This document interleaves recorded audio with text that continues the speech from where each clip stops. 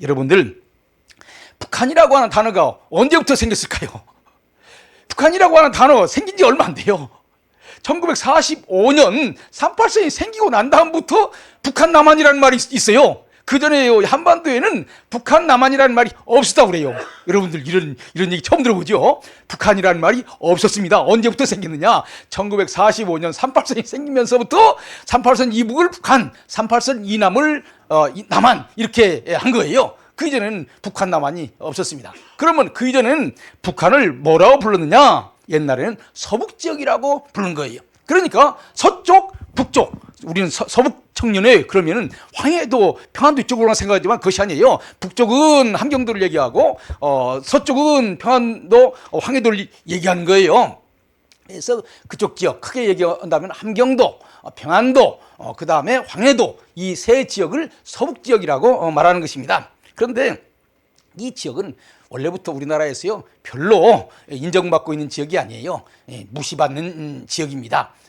거기에 대해서는 조금 이따가 설명을 하겠습니다. 그래서 거기를 지칭하는 말도요 상당히 그 좋은 말이 아니라 나쁜 말을 사용하고 있어요. 그래서 관동지역이 뭐냐면 함경도 지역을 얘기하는데 뭐라고 해요? 이전투구. 이전투구가 뭡니까?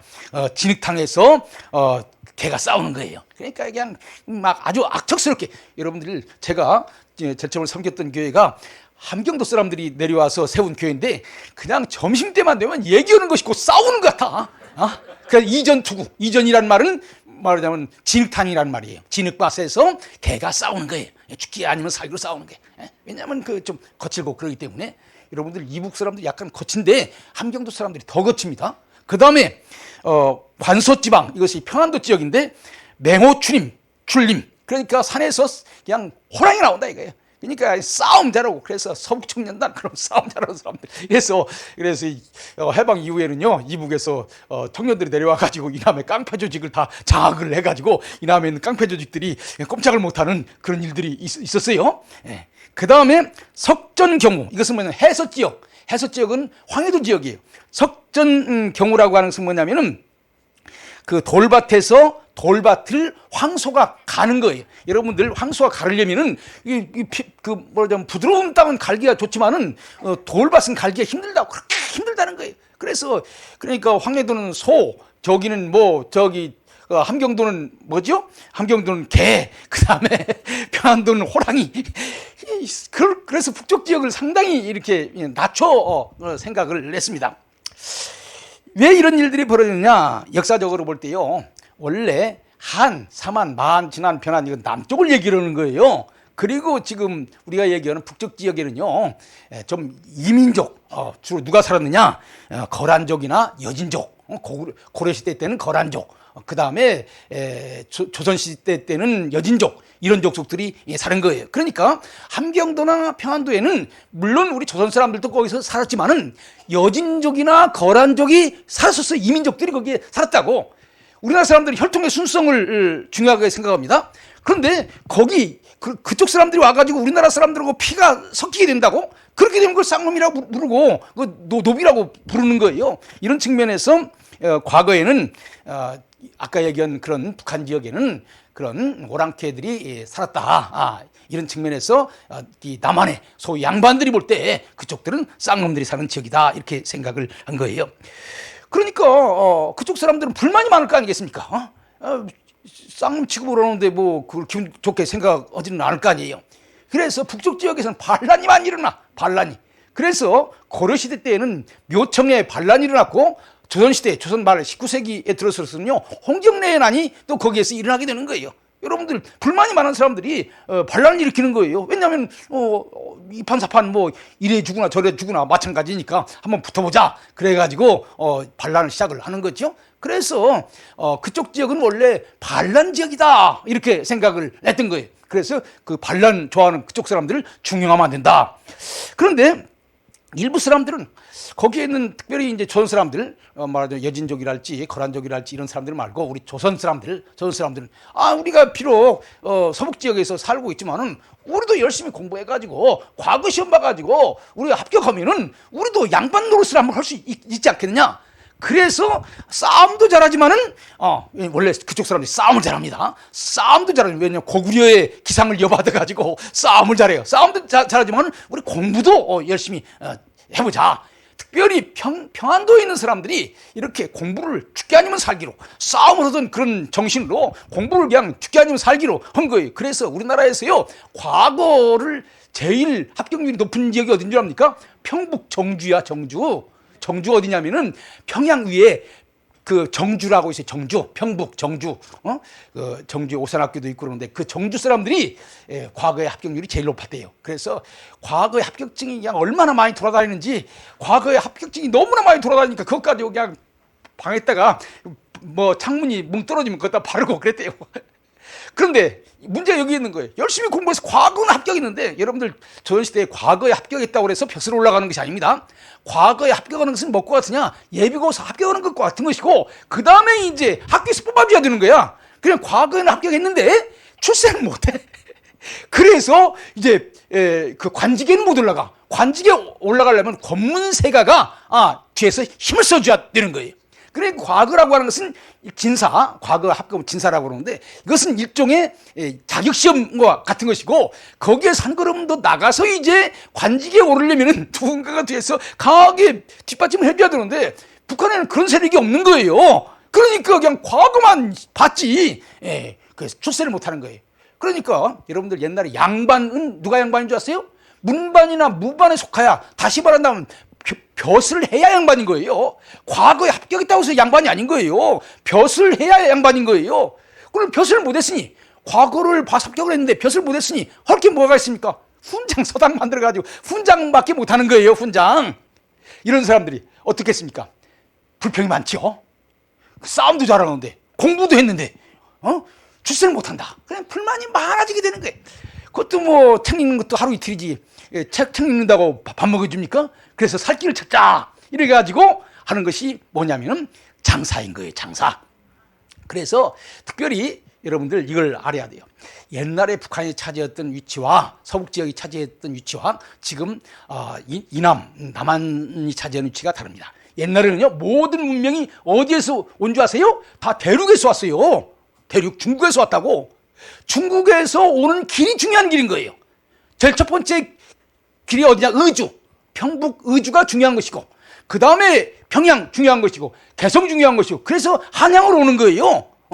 그렇기 때문에 여기는요, 중국의 중요한 문물이 가져오는 지역이고, 우리나라에서 또 비싼 거, 여러분들 옛날부터 우리나라에서 제일 유명한 것이 뭔지 아세요? 인삼이에요. 인삼. 인삼. 옛날에는요, 우리나라에서 사신이 중국으로 갈 때에 정부가 그 당시에 뭐 중국 돈도 없고 그러니까 뭘 줬느냐? 돈을 주는 대신에 인삼을 줬대요. 그럼 인삼 가지고 팔아가지고 그것 가지고 노비도 쓰고 그랬대요. 인삼이, 특별히 고려 인삼이 중국 사람들도 그냥 너무너무 좋아하는 거야. 그래서 고려 인삼을 갖다가 팔고 중국의 비단을 갖다가 수입해서 하는 이런 일들을 감당했어요. 그래서 평안도 사람들은 세 가지 중요한 기질을 가지고 있습니다. 서북 사람들은 첫 번째 싸움을 잘한다. 두 번째 공부를 잘한다. 세 번째 장사를 잘한다. 이런 특징을 가지고 있는 거예요. 이런 특징이 우리 기독교하고 잘 접목이 되는 것입니다. 이런 사람들은 불평불만이 많아. 공부는 열심히 했는데, 그래서 과거 합격했는데 관직도 못 올라가고, 그래서 관직에 못 올라가는 대신 서당에다가 이거 서당 하는 것이 시원찮아 가지고 열심히 장사해 돈 벌었는데, 사농공상 재루의 선비고, 그 다음에 농부고, 그 다음에 공이고, 그 다음에 장사에 돈 많이 벌었는데 알아주질 않아. 장사꾼, 장사치, 이렇게 해서 알아주질 않아. 이게 불만이 많은 거야.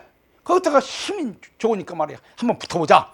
그런데 이때 새로운 소식이 들려오기 시작하는 거예요. 세상이 바꿔졌구나. 세상이 바꿔졌구나. 왜냐하면 중국을 장사하니까 중국을 많이 다닐 거 아니겠습니까? 그래서 중국 가서 보니까 중국이 이미 발전하고 있어. 서양 문명이 들어왔어. 옛날엔 지구가 평평한 줄 알았는데 서양 사람들이 와가지고 둥근 지구를 가에다가 돌려가면서 여기가 중국이고 여기가 미국이고 이런 얘기를 한단 말이야. 야, 세상이 바꿔졌구나. 여러분들, 꼴찌가요 1등 되는 거 쉽습니다. 왜냐하면 꼴찌는요, 뭐 가진 것이 없어. 버릴 게 없어요. 여러분들이요, 우리나라가 빠른 시일 내에 이만큼 경제적으로 발전한 이유가 뭔 줄 압니까? 우리나라가 꼴찌였기 때문에 그런 거예요. 우리나라가 해방되었을 때 우리나라가 내세울 것이 하나도 없었어. 그런데 이 꼴찌가 누구 손을 잡았느냐? 1등하고 손을 잡은 거예요. 세계 1등이 어디입니까? 미국이야.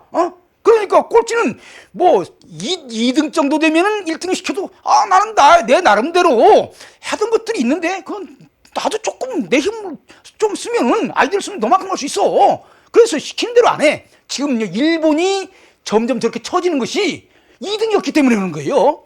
일본이요 일제 때 무슨 생각을 했냐면은 언제까지 우리가 2등만 할 수 있느냐? 우리도 한번 1등 해보자. 여러분들 세상 역사랑 똑같습니다. 꼴찌가요 1등하고 손을 잡고 쭉 올라갑니다. 2등이 돼. 2등이 된다면은 나도 언젠가는 1등이 되어봐야 되겠다 이렇게 생각하는 거예요. 지금 전 세계가 벌어지고 있는 일들이 바로 그거예요. 지금 중국이 2등이야. 내가 맞는 2등이냐? 항상 미국 눈치를 보고 살아가야 되냐? 나도 한번 1등 해봐야지. 이러니까 지금 일어나는 것이고, 옛날에 태평양 전쟁이 일어난 것도 마찬가지예요. 일본이 우리가 밤날 2등이냐? 적어도 이 아시아에서는 내가 1등 하고 싶다. 그래서 대동아 공영권이라는 걸 만들어가지고 진주만 공격을 한 거 아니에요? 그래서 그 2등이 발전하기가 매우 어렵습니다. 왜냐하면 2등은 버리려고 하지 않아. 자기가 어느 정도 노하우가 있어요. 그러나 꼴찌는 그것이 아니야. 아무것도 없어. 그러니까요, 꼴찌는 무조건 1등을 모방을 합니다. 그러면 되는 거예요. 여러분들요, 우리나라 해방되었을 때 우리나라 가진 것도 아무것도 없지만요, 우리나라 학제 6334 이게 미국 학제입니다. 미국식 그대로 갔다 온 거예요. 왜냐하면 내가 해보니까 6334보다는 5534 이거 더 좋아 이런 말 할 수가 없어요. 모르는데 그렇게 하니까 미국이 세계를 주도하게 되니까 미국식으로 만든 제품이 팔릴 수 있게 되는 거예요. 여러분들이요, 미국이 세계 1등 된 것도 마찬가지예요. 미국이 아무것도 없어. 아메리카 땅에 가보니까 아무것도 없어. 뭐든지 새롭게 할 수 있는 거예요. 지금 우리나라가 문제가 되는 것이요, 이제 내가 옛날에는 미국 시키는 대로 했지만은 나도 이만 컸으니까 미국 시키는 대로 나는 안 할 거야. 나는 내 식으로 해볼 거야. 이러다가 지금 문제가 되는 거예요, 지금 현재. 예? 어쨌든지 간에 무슨 얘기 하려다가 이 얘기를 했는지 모르겠어요. 제가 막 열받으면은 딴 쪽으로 지금 아직 열받을 때가 안 됐는데 시작도 안 했는데, 어쨌든지 간에 그 평안도의 이 꼴찌 인생이 누구를 만나게 되느냐? 1등을 만나게 되는 거예요. 그래서 이왕의 조선사회에서 이렇게 푸대접 받고 살 바에는 새로운 운명을 받아들이자. 한문 배워가지고 출세 보려고 했는데 조선에서 우리를 안 받아주니 이제 한문 배우는 대신에 영어 배우자. 이렇게 되는 거예요. 장사 치라고 그래가지고 우리를 안 알아주는데 장사를 알아주는 세상이 있어. 무역을 해보자. 그래서 장사가 발전하게 되는 거예요. 이렇게 해서 말하자면은 그 일제시대 때 개항 이후에 가장 빨리 서양 문명을 받아들이고 기독교를 받아들인 지역이 어디냐 하면은 바로 평안도 지역인 거예요. 그래서 우리 기독교 역사에 있어서 평안도가 매우 중요한 위치를 차지하고 있는 것입니다. 이것을 가르쳐서 좀 어려운 말로 한다면 자립적 중산층이라고 말해요. 한번 따라서 해봅시다. 자립적 중산층. 그냥 누가 시키는 대로 하는 것이 아니라 자기가 스스로 판단해서 이것이 옳은 길이다 이런 생각하면 그 옳은 길로 간다는 거예요. 그래서 남한에 있는 소위 양반들은 자립적이 못돼. 왜냐하면 유교를 너무나 많이 배웠기 때문에 유교가 시키는 대로 해야 돼. 그렇기 때문에 기독교는 받아들여. 그러나 이 평안도 사람들은 거기에 매일 것이 없어. 유교에 매일 것이 없어. 왜냐하면 유교에 덕을 본 것이 없으니까 매일 것이 없어. 그나저나 유교한테 박대를 받았으니까 기독교가 들어올 때 쌍수를 들어서 환영했다고. 그래가지고 그 지역에서 놀라운 역사가 나타나게 되는 것입니다. 바로 이들이요, 참 감사하게도 그 해방 이후에 공산당들하고 이들을 안 맞아. 이 사람들이 다 이남에 내려와가지고 대한민국을 만드는데 결정적인 기여를 했습니다. 다른 것 여러 가지 얘기할 수 있지만 특별히 두 에어리어에서 결정적인 역할을 했어요. 하나는 뭐냐면 교회. 이북에서 수많은 목사님들이 내려왔습니다. 일제시대 때는요, 남한의 목사님들이 얼마 없었어. 북한 지역에 목사님들이 많았어. 그런데 공산당이 정권을 잡으니까 북한에 있는 목사님들이 살 수가 없어. 그래서 남한에 와가지고 남한의 빈 교회들을 목사님들 갈 데가 없잖아요. 그 빈 교회 가가지고 우리가 이 교회 섬기겠다. 뭐 목사님 없는데 목사님 와가지고 그 당시는 뭐 월급이 얼마고 뭐 집이 어떠고 이런 조건이 없어요. 와서 살게만 해주면 감사한 거니까. 그래서요, 사실 1950년대 그 대구에서 장로교 신학교가 새로 개교를 했는데 반절이, 전체 학생이 반절이 이북에서 내려온 사람들이야. 여러분들, 이런 일들이 많아. 그 다음에 또 군대. 이북에서 내려온 청년들이 갈 곳이 없는 거야. 그 이북에서 일어난 첫 번째 데모가요, 뭐냐면은 학생들이 데모했어요.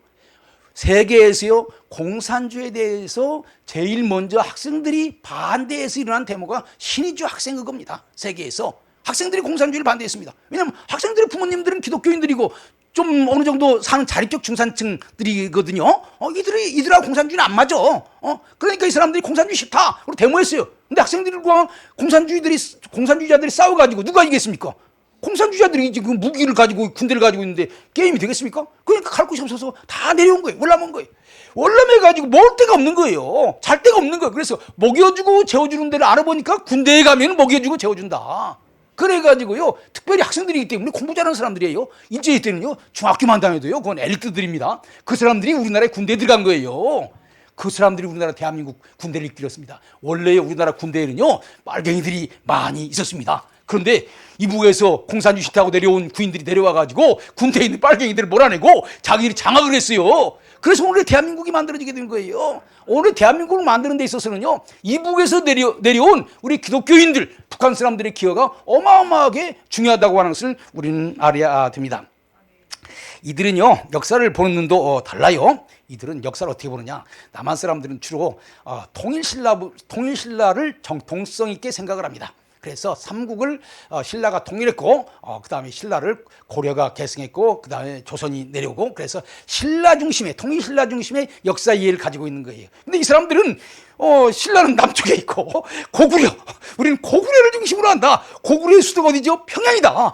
서울 있지만은 서울은 이 남한의 중심지고 평양은 만주를 포함한 더 큰 세계의 중심지니까 우리가 한반도에 정통성을 가지고 있다. 이렇게 생각을 해서 이 평양을 중요하게 생각을 하게 되는 거예요. 그래서 고구려 중심의 역사 이해를 가지고 있다. 이런 것들도 우리가 흥미있는 것으로 우리가 생각해 볼 수가 있는 것입니다. 그 다음에 또 북한 문제만 있는 것이 아니라 만주 문제도 중요한 겁니다. 만주. 원래 이 만주에는요, 여진족들이 살고 있었습니다. 그 여진족들이 세운 나라가 청나라예요. 그런데 옛날 사람들은 어떻게 생각했냐면은 우리가 잘 되려면은 조상들을 편하게 모셔야 된다.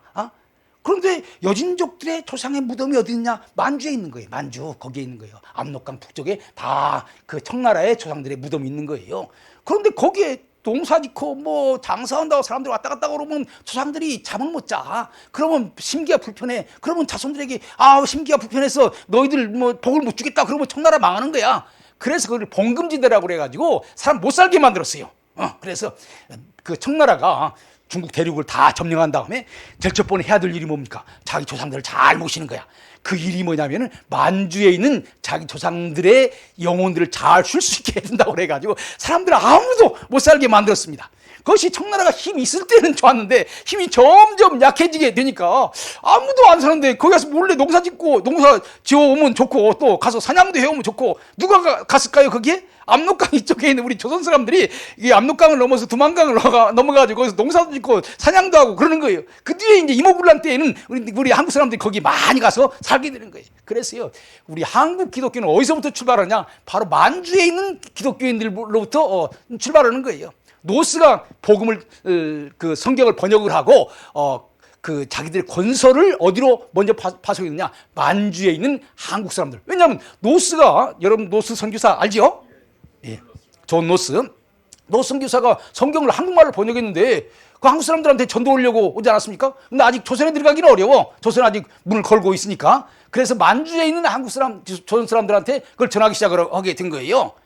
그래서 이 만주도 매우 중요합니다. 이것이 오늘날도 중요한 거예요. 여러분들이 지금 우리가 북한 선교할 때 어디로부터 먼저 갑니까? 만주에 있는 우리 조선족부터 먼저 가잖아요. 그 사람들을 매체로 해서 북한으로 가잖아요. 그러니까 옛날이나 지금이나 다 비슷한 것입니다. 그러면은 이 북한 지역에 어떻게 복음이 들어오게 되었는가 하는 것을 좀 말씀을 드리겠습니다. 제일 먼저 얘기해야 될 사람이 퀴즈라프라고 하는 사람이에요. 여러분들 교회사 강의를 듣는다 생각을 하고 들으세요. 1832년 퀴즈라프, 이 사람은 독일 사람입니다. 이 사람은 동인도 회사 소속의 선교사였는데 뭐 통역도 잘하고 또 의사도 역할도 하고 그래가지고 다방면의 재주를 가진 사람이에요. 그런데 이 사람이 이제 동인도 회사라고 하는 회사가요, 지금으로 말한다면 식민지 회사입니다. 그래서 영국이 중국을 다스리는데 그 동인도 회사를 통해서 다스린 거예요. 그 동인도 회사의 목사 겸 통역 겸 의사로서 온 사람이 규칠라프예요. 근데 이 사람들이 중국을 이렇게 쭉 살펴보고 나서 중국만이 중요한 것이 아니라 이 옆에 한반도도 있구나라고 하는 것을 알게 되었습니다. 여러분들 잘 기억해 두세요. 한반도를 공략하려면은 제일 먼저 백기를 뚫어야 됩니다. 그러려면요, 그 탐사를 해가지고 해변을 조사를 해야 돼. 왜냐하면 어디에 암초가 있는지를 알아야 배를 될 거 아니겠습니까? 그래서 이 동인도 회사가 제일 첫 번째는 중국 주변에 있는 바다만 조사했는데 이제 언젠가는 한반도도 좀 한번 가봐야지 이렇게 생각을 하고 한반도 해안을 쭉 조사하는 일을 하게 되었어요. 이 일을 위해서 배가 출발했는데 이 배에 타고 온 사람이 누구냐면 규칠라프라고 하는 사람이에요. 그래서 1832년에 이 규칠라프가 동인도 회사의 배를 타고 서해안으로 오게 됐습니다. 백령도, 그 다음에 지금 안면도, 제주도 이렇게 왔어요. 여러분들 이 백령도, 제가 얼마 전에 백령도 갔다 왔는데 백령도 매우 중요하더라고. 여러분들 심청전의 고향이 어딘 줄 아세요? 백령도더라고. 백령도. 그 인당수가 어디냐? 심청전에 나오는 인당수가 백령도 앞에 있는 바다를 인당수라고 말하는 거예요. 그런데 이 백령도가요, 우리나라에서 제일 중국의 지프에 제일 가까운 백길이에요. 그러니까 조선에서 중국으로 가는 가장 지름길이 어디냐, 백령도인 거예요. 여기가 그게 매우 중요한, 중국과 조선 사이를 연결하는 매우 중요한 길인 거예요. 그럼 백령도부터 출발해가지고 이제 조사를 하게 되는 거예요. 그런데 참 재밌는 것이 오늘 강의 제목이 북한 땅에 떨어진 복음의 씨. 그런데 이 규칠라프 선교사가 와가지고 한문 성경도 전해주고 또 한글도 배우고, 그런데 복음의 씨만 전해준 것이 아니라 다 같이 따라서 합시다. 감자 씨도 같이 감자 씨도 전해준 거예요. 그냥 여러분들이요, 때때로는 복음의 씨를 전해주면서 때때로는 감자 씨 또 고구마 씨도 같이 전해주는 것 중에, 그래서 우리나라 감자가 언제부터 들어왔느냐, 이 규칠라프 때부터 들어온 거예요. 우리 감자 좋아하죠? 저는 지금도 생각이 나요. 옛날 여러분 교회에서 제가 중학교 고등학교 다닐 때 그 감자 그 여름 성경학교 교사로 이러면은 그 당시엔 간식이 없으니까 감자째 가지고 준다고. 근데 저는요, 이 감자 간식이 지금 어떤 과자보다 더 맛있고 좋은 것 같아요. 어쨌든 이 감자가 옛날부터 생긴 것이 아니라 복음의 씨가 뿌려지면서 감자 씨도 같이 왔다. 여러분 감자 먹으면서 그 얘기를 사람들한테 나눠서 같이 얘기를 하시길 바랍니다. 그리고 나서 이제 쭉 어디로 왔냐면은 여기 그 안면도 앞바다까지 내렸다가 그 다음에 제주도 왔어요. 근데 제주도에 와서요, 제주도를 보고 쓴 글이 참 기가 막힌 글이에요. 여러분들 우리가요, 지도를 지금 우리는 중국이 중심이고 대륙을 향한 지도를 많이 보죠. 요즘 텔레비에 무슨 얘기가 많이 나오냐면은 미국이 중국을 중심으로 그린 이 한반도 지도보다는 그 남태평양을 향한 지도를 우리에게 알려주고 있는 거예요. 여러분들 중국이 중심이 돼서 중국으로 가야만 한다고 생각했을 때에는요, 제주도는 아무것도 아니야. 잊어버려도 괜찮은 땅이야. 왜냐하면 중국으로 가서 거기서 배우는데 제주도 가서 배울 것이 뭐 있습니까? 그런데요, 여러분들 생각해 보세요. 과거에는요, 중국 가서 모든 것 다 배워왔어요. 한문도 배우고 불경도 배우고 불교도 배우고 유교 예절도 배우고 다 중국 가서 배워왔습니다. 지금 여러분들 중국 가서 배웁니까? 안 배우죠. 다 뭐 타고 가서 배웁니까? 배 타고 비행기 타고 유럽 가서 배워오는 거예요. 그렇게 된다고 할 때요, 이 제주도는요, 세계로 나가는 관문인 거예요. 세계로. 그래서 규칠라프가 이런 글을 썼더라고요. 참 그거 보고 저는 놀랐어요. 만일에 이 제주도에다가 우리의 선교 본부를 세우고 그 다음 여기에다 산업 기지를 만든다면 우리는 4개를 커버할 수 있다. 중국 대륙을 커버할 수 있고, 그 다음에 만주를 커버할 수 있고, 조선을 커버할 수 있고, 그 다음에 일본을 커버할 수 있고, 이 아시아의 중심이 여기 제주도다. 그래서 제주도에다가 선교 본부를 만들었으면 좋겠다, 이런 생각이 있더라고요. 여러분들 얼마나 발상이 전하니까. 지금 우리나라 한국 사람들의 생각의 많은 부분이 지금 잘못 생각하고 있는 것이, 지금 더 이상 땅덩어리 대륙이 중심이 되는 세상은 지나갔어요. 대륙이 중심이 아니라 대양이 중심이 되는 새로운 시대에 살고 있는 거예요. 땅이 중요한 것이 아니라 그 바다가 중요한 그런 시대가 된 거예요. 여러분들 이런 시대에는요, 우리가 바닷길을 제대로 확보하는 것이 얼마나 중요한지 모르는 거예요. 그래서 지금 중국과 대만 사이에 있는 그 바다, 그걸 지키는 것은요, 우리로서는 정말로 생명선과 같은 거예요. 그걸 통해서 세계를 나가는데, 세계를 나가는 길이 막혀져 버리는 거예요. 저는요, 가만히 생각을 해보니까, 우리는 지금 중국 눈치만 많이 보는데요, 사실 일본 눈치도 봐야 될 필요가 있습니다. 여러분들이요, 만일에 일본이 우리하고 배짱이 틀어져가지고, 그래, 너 중국 편에 서라. 우리는 너희하고 한판 붙겠다. 그리고요, 저기 북해도에서부터 오키나와까지 딱 막아버리면은요, 우리나라 아무 데도 못 갑니다. 여러분, 이런 생각을 해봤어요? 저는 갑자기 그 생각이 들더라고요. 일본은 섬이요, 북해도에서부터 점점점점점점 와가지고 대만까지 완전히 다 섬이에요. 일본하고 우리나라하고 완전히 각을 져가지고, 그래, 조선 너희들은 중국을 그렇게 좋아하니까 중국 편에 붙어라. 우리는 안 그러겠다. 그러면 고통이 얼마나 심한지 한번 봐라. 그러고 여러분들 오키나와부터 쭉 해가지고 바닷길 딱 막아본다고 생각해요. 수출을 할 수 있습니까? 물류가 왔다 갔다 할 수 있습니까? 우리는 큰 날이 큰일 난 거예요. 우리는 중국 눈치만 중요한 것이 아니라 일본 눈치도 중요한 거예요. 한반도가 살아가기 위해서는. 다행히 지금 미국이라고 하는 큰 형님이 있어가지고 일본 보고 조선하고 그렇게 한국 싸우지 말고 잘 지내라. 그러니까 지금 이렇게 되고 있는 거라고요. 여러분들, 저는요, 이 쿠질라프가 제주도를 보고 설명하는 거 보면서, 우리가 생각을 바꿔야 됩니다. 지금 많은 사람들이 생각을 지금 잘못 생각하고 있어요. 대륙을 중심으로 너무나 많은 걸 생각하고 있어요. 왜냐하면 우리가 배운 역사가 그것이기 때문에, 삼국시대가 그렇고, 고려시대가 그렇고, 조선시대가 그렇고, 우리가 배운 것이 중국을 중심으로 한 역사만 배웠기 때문에 중국과 손이 끊어지게 되면 우리 인생 끝난다 이렇게 생각하고 있는 거예요. 그러나 지금은요, 그런 시대가 지났어요. 중국은 여러 가지 변수 가운데 하나예요. 오히려 미국이랄지 일본이랄지 서구文明과 관계가 단절되면요, 바닷길이 단절되면 무역도 안 되지, 광명도 안 되지, 기독교 선교도 안 되지, 다 안 되는 거예요. 이런 측면에서 우리가 생각을 달리 해야 되는 것입니다. 쿠질라프가 제 얘기의 출발밖에 안 되는데 너무나 많이 얘기를 했습니다. 그러나 복음의 씨와 더불어서 감자씨는 매우 재밌는 얘기 같아요.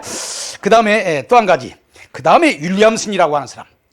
그래서 이제 우리나라 제일 첫 번째 온 선교사는 쿠질라프입니다. 그분이 북한 땅 백령도에 먼저 왔었어요.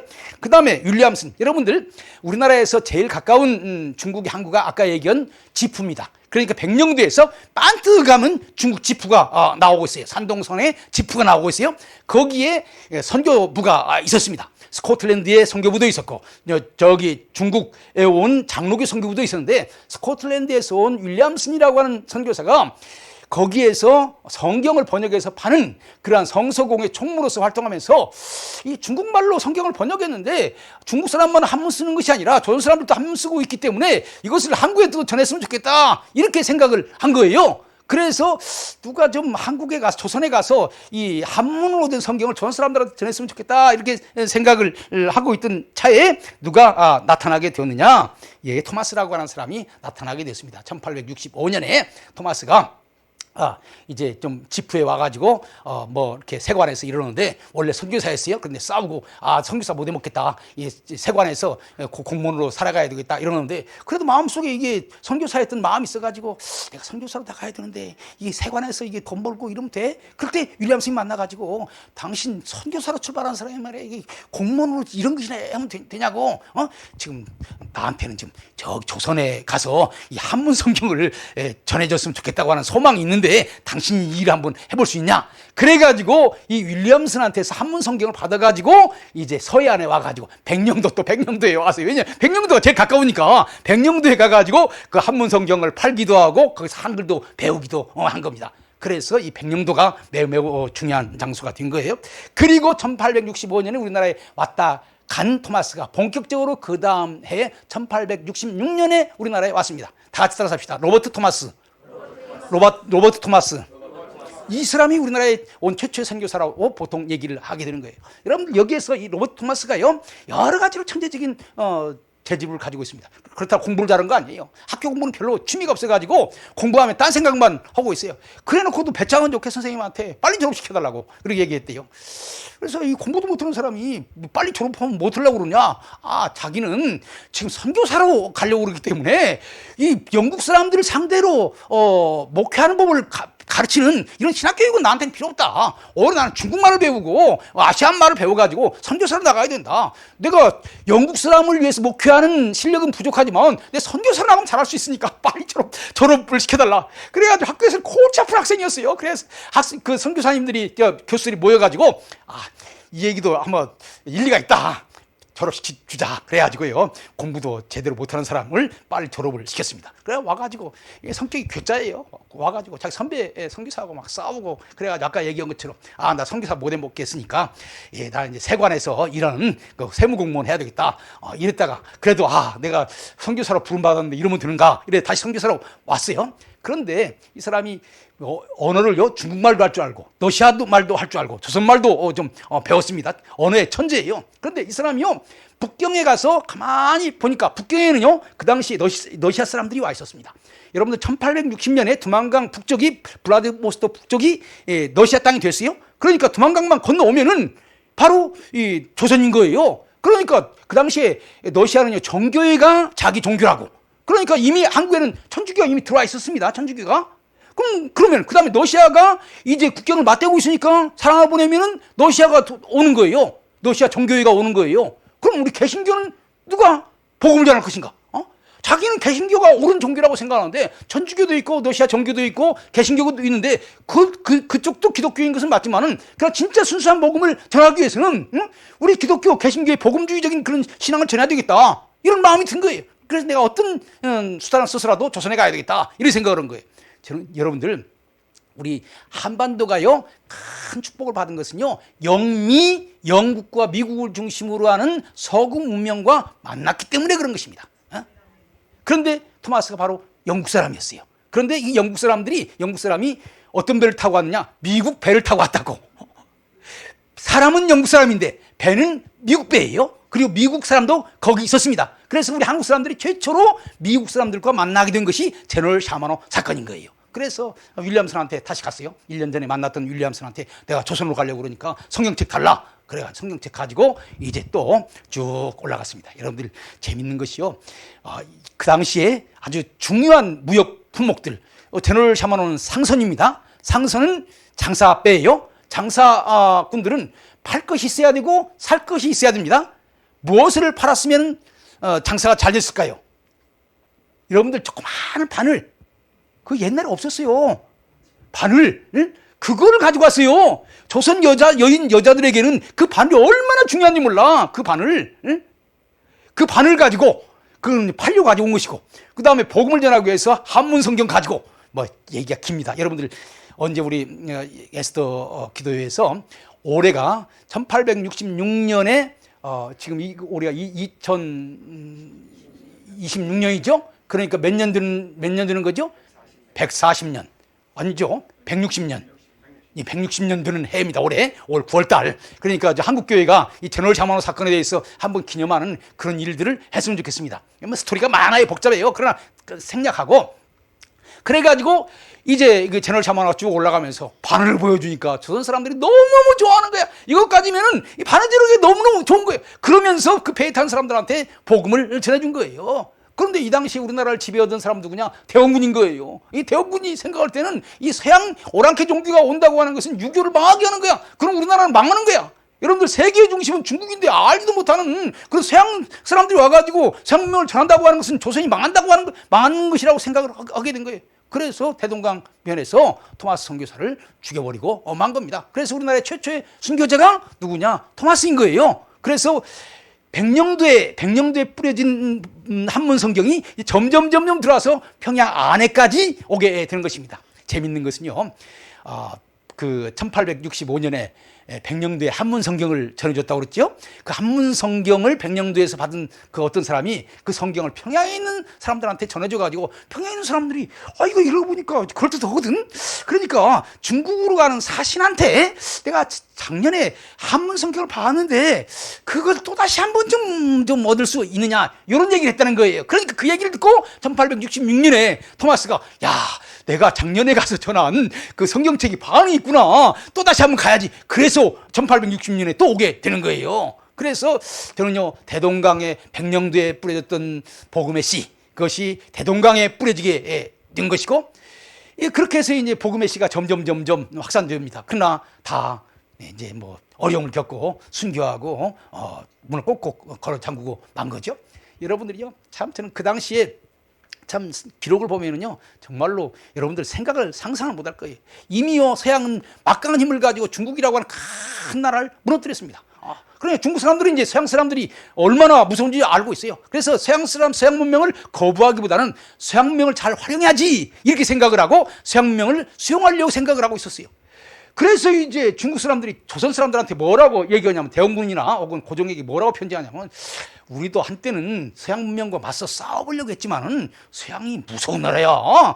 우리도 꼼짝 못해. 그래 조선도 마음을 좀 새로 먹고 문을 열어라. 그랬습니다. 이것을요, 중국의 황제가 조선의 왕한테 직접 명령할 수 없어. 왜냐하면요, 옛날에 속방제도라고 하는 거, 제후국의 내정에 대해서 천자가 직접 간섭하면 안 돼. 그 내정 간섭이 되는 거예요. 그래서 중국에 있는 최고의 높은 사람이, 이용장이 조선에 있는 최고 높은 사람 1대1로 개인적인 사신으로 너희 잘해서 바깥으로 알려지지 않게 잘 해가지고 이것을 좀 처리를 해. 이렇게 해서 알려준 문서에 보면은 뭐라고 나오냐면, 이용장이 이유원이라고, 그 당시에 영의정이었습니다. 최고 높은 사람이지. 이유원한테 보낸 편지에 문을 열어라. 지금 문 닫고 살 수 있는 시대가 아니다. 문을 열어라. 이렇게 얘기했는데, 이유원이 누군지 압니까? 이종찬 씨의 할아버지 국정원장도 하고. 그래서 이종찬 씨 자기 가문이 뭐 이시영이고 뭐 그런데 그 이시영의 할아버지 뻘 드는 사람이 이유원이야. 그러니까 이종찬 씨의 가문이 명문 가문인 것은 맞아. 그런데 그 명문 가문이 항상 조선을 위해서 일했느냐? 그건 아니야. 그래서 이유원이 누구예요? 이용장한테 보낸 편지에 보면은 이렇게 쓰고 있더라고요. 재밌어요. 나도 소문을 들어서 알고 있다. 서양 나라가 얼만큼 강한 나라인지 알고 있다. 그런데 우리는 안진뱅이야. 그래서 서양 사람들이 와서 서양 사람들한테 주구나. 여기서 안진뱅이 문 앞에 있어가지고 문을 열고 주구나. 걸어 닫고 문 앞에서 오는 놈 한번 때리고 주구나 마찬가지니까 우리는 문 못 연다. 저는 그 말이 참 너무 그러더라고요. 우리는 안진뱅이다. 우리는 세상으로 나갈 수 없다는 거예요. 그렇기 때문에 우리가 할 수 있는 일은 여기 앉아가지고 오는 사람 한 번 싸워보고 죽는 것, 이것이 우리가 할 수 있는 일이다. 아마 지금 이란도 아마 그런 생각인지 몰라. 미국이 얼마큼 센지 알아. 그러면 나가서 죽구나, 여기서 죽구나, 마찬가지다. 그런 얘기. 그런데 이때 이제 그래도 이제 조선의 일부 사람들이 문을 열자고 그래가지고 문을 열게 된 겁니다. 어쨌든 이간에 이렇게 해가지고 조선이 문이 열리기가 상당히 힘들었어요. 1860년대부터 1880년. 일본은요, 1854년부터 열기 시작을 해가지고 했는데, 조선은요, 1882년에 했어야 비로소 미국과 조약을 맺었습니다. 그러니까 일본보다 20년 늦게 문을 연 거예요. 여러분들이요, 그 다름질 하는 데 있어서 5분 먼저 출발하는 사람하고 5분 늦게 출발하는 사람은 달라. 우리가 20년 뒤에 출발했기 때문에 일본 사람들한테 계속 당해온 거예요. 그러니까 빨리빨리 판단하는 것이 중요한데, 우리는 안진뱅이니까 나가서 죽으나 앉아서 죽으나 마찬가지니까 여기서 죽으랍니다. 이렇게 생각하는 사람. 그러니까 새로운 세상을, 그때 일본은 어떻게 했습니까? 일본의 이등병문 같은 사람은요, 1860년대 말에 우리는 안진뱅이를 벗어버리고 지금 쩔룩쩔룩거리지만은 배 타고 세계로 나가보자. 그래가지고 일본의 유수한 젊은 사람들을 세계로 보내가지고 영국으로도 보내고 미국으로도 보내고 독일로도 보내고 프랑스로도 보내고 그래가지고 배워가지고 와가지고 오늘 일본을 만든 거예요. 그런데 우리나라의 최고 그 영의정이라는 사람이 우리는 안진뱅이니까 참, 그 실질적으로 문헌에 나오는 얘기예요. 그래서 이제 그 바깥에서는 막 조선에 대한 선교를 하려고 막 열정을 다 가지고 있는 거예요. 이미 여러분들 놀라지 마세요. 이미요 1870년 되면은요, 중국에는 선교사들이 많이 들어와 있었습니다. 일본에도 선교사들이 많이 들어와 있어요. 그런데 조선이 이 조그마한 나라가 상 하루 강아지 법무서운 줄 모르고 우리는 문만 걸어 잠그면 된다. 여러분들이요, 지금 이란이 아마 그 짝이 아닌가. 그냥 눈만 감고 있으면 돼. 눈만 감고 있으면 세상이 안 보이니까 이제 뭐 할 수 있어요. 아마 이렇게 생각하고 있는지도 몰라, 여러분들. 그래가지고 결국 할 수 있는 일들이 뭐냐? 자기 나라에 와 있는 사람들에게 선교하는 거예요. 이것을 한국교회 사학자들은 중국은 선교사들이 와서 먼저 복음을 전했고, 일본도 선교사들이 와서 먼저 와서 복음을 전했는데, 우리나라 사람들은 먼저 중국 가가지고 일본 가가지고 우리가 먼저 믿고 왔다. 이것이요, 맞는 말 같고 매우 자랑스럽지만요, 사실 그것이 아니야. 다른 쪽은 이미 다 문이 열려져 있고 우리나라만 문이 다 닫혀져 있기 때문에 여긴 못 온 거예요. 대신에 우리나라 사람들이 그런 나라로 가는 거예요. 그 나라에 이미 복음이 전해져 있으니까 그 사람들 전도하는 거예요. 그래서 우리나라의 최초의 전도는 어디서부터 이루어지느냐? 만주에서부터 이루어지는 것이고, 일본 동경에서부터 이루어지는 거예요. 만주에 선교사가 와 있었고, 일본 동경에 선교사가 와 있었던 거예요. 만주에 우리 한국 사람들이 가 있었고, 동경에 우리 한국 사람들이 가 있었던 거예요. 근데 여기에서 또 재밌는 거예요. 동경에 가 있던 사람들, 어떤 사람들이 간 줄 아세요? 양반들이 갔어. 동경은요, 정식으로 양반들이 갔습니다. 그렇기 때문에 양반들은 가르쳐주면 잘 배워. 그런데 결정적인 순간에 있어서는 다 배교한다고. 그래서 일본에서 예수 믿은 사람들 치고요, 끝까지 예수 믿은 사람 별로 없어요. 이수정, 한국 최초의 일본에서 예수 믿는 사람인데요, 그 사람은 어떻게 죽었는지도 몰라. 기독교 신앙을 끝까지 유지하지는 못했다고. 그런데 평안도 사람들은 이게 우리는 조선 사회에서 이렇게 저렇게 정말 이리 박해받고 저리 박해받고 그래가지고 멸시받고 있는데, 복음을 들어보니까 나 같은 보잘것없는 사람을 위해서 예수님께서 십자가에 달려 돌아가셨다니 얼마나 감사해. 나도 예수님을 위해서 죽겠다. 죽이면 죽이라. 그럼 예수 믿는 거야. 그러니까 오히려 그 평안도 쪽의 그 신자들이 우리 한국 기독교를 만든 겁니다. 이런 점에서 우리는 오늘 북한 교회사를 배우는 근본적인 이유를 우리를 잘 알아야 돼요. 그래가지고 이제 만주에는 스코틀랜드 선교사들이 많이 와 있었고, 평안도 사람들이 뭐 타러? 장사하러 거기에 많이 가 있던 거예요. 장사꾼 평안도 사람들하고 선교사 스코틀랜드 사람들이 만나게 된 것이 만주의 기독교인입니다. 그런데요, 이 평안도의 장사꾼들은 단순한 장사꾼이 아니야. 원래 공부도 해서 한문도 잘하는 사람들이야. 어느 정도 지식을 갖춘 그런 사람들이에요. 그래서 이 사람들이 기독교를 빨리 받아들였어요. 그래서 노스 선교사와 같이 성경을 한문 성경을 한글로 번역을 해서 성경을 번역해 가지고 전도를 하기 시작을 한 것입니다. 이렇게 해 가지고 이제 만주에서부터 노스를 통해서 우리나라의 최초의 그 선교가 시작이 되게 된 것입니다. 그래서 1879년에 4명의 세례자가 생기게 되고, 4명의 세례자들이 우리나라에 들어와서 선교를 하게 되는 거예요. 거기에 센터가 어디냐? 의주예요. 여러분들 이걸 오해하면 안 됩니다. 여러분들 많은 사람들이 소래교회가 우리나라의 최초의 교회다 이렇게 생각을 하고 있어요. 그런데 소래는 황해도에 있습니다. 그런데 소래교회가 최초의 교회가 아니라 만주와 가장 가까운 의주의 교회 공동체가 먼저 세워졌습니다. 그런데 이 의주의 공동체는, 의주는 큰 도시예요.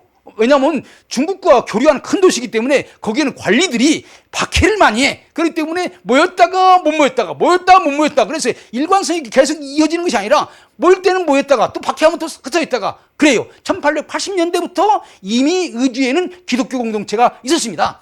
그러니까 거기에서 그 안정적으로 신앙생활을 할 수 없는 거예요. 그래서 일부 사람들이 어디로 가느냐? 황해도 소래로 가게 돼서 1884년경부터 소래교회가 만들어지게 된 거예요. 그래서 우리나라의 최초의 기독교 공동체는 어디에서부터 출발하느냐? 평안북도 의주에서부터 출발하게 되는 거예요. 의주의 상인, 한문도 좀 알고 또 화가 나면 한번 싸울 줄도 아는 그러한 그 독특한 기질을 가지고 있는 평안도 사나이들이 우리 한국 기독교를 만든 것입니다. 그런데 그 사람들이 배후에는 누구가 있냐면, 아까 얘기한 것처럼 노스라고 하는 선교사가 있는 거예요. 노스라고 하는 선교사가 그들에게 돈도 주고 또 여러 가지 교육도 시키고, 그래서 그 사람들을 전도인으로 만들어서 각지로 파송했습니다. 그래서 노스가요, 어떤 사람은 평안도로, 어떤 사람은 황해도로, 어떤 사람은 서울로 파송을 했어요. 만주에서 파송을 했다고. 만주에서.